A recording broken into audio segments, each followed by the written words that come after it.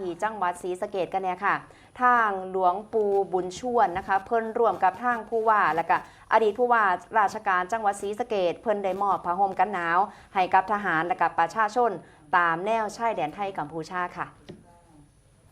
ที่องค์การบริหารส่วนตำบลกุศเลาอำเภอกันทรลักษณ์จังหวัดศรีสะเกษหลวงปู่บุญชวนธรรมโคสโกวัดป่าวังน้ำทิพย์สถิตวนารามอำเภอเรื่องนกท่าจังหวัดยโสธรก็ร่วมกับนายอนุรัตน์ธรรมประจำจิตผู้ว่าราชการจังหวัดศรีสะเกษนายวัฒนาพุทธิชาติอดีตผู้ว่าราชการจังหวัดศรีสะเกษนางโสภาธรรมประจำจิตนายกเหล่ากาชาดจังหวัดศรีสะเกษพร้อมคณะกรรมการเหล่ากาชาดจังหวัดลงพื้นที่มอบผ้าห่มกันหนาวให้แก่เจ้าหน้าที่ทหารที่ปฏิบัติหน้าที่ตามแนวชายแดนไทยกัมพูชาบริเวณด่านเขาพระวิหารรวมทั้งประชาชนในพื้นที่ตำบลกุศเลา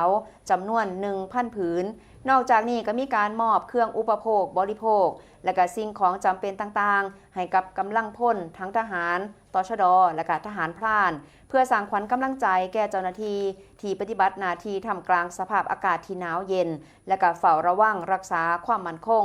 ตามแนวชายแดนตลอด 24 ชั่วโมงในโอกาสนี้นะคะก็มีเสถียรธรรมมือนักร้องลูกธงสื่อดังเพื่อชีวิตหนึ่งในลูกศิษย์ของหลวงปู่บุญชวนก็ได้ร่วมมอบสิ่งของพร้อมกับร้องเพลงให้ฟังนะคะอย่างมีความสุขถึง3เพลงน้ำกันกระสร้างรอยยิ้มเสียงหัวเราะแล้วก็ความสุขให้กับทุกคนเป็นอย่างมากเลยล่ะค่ะ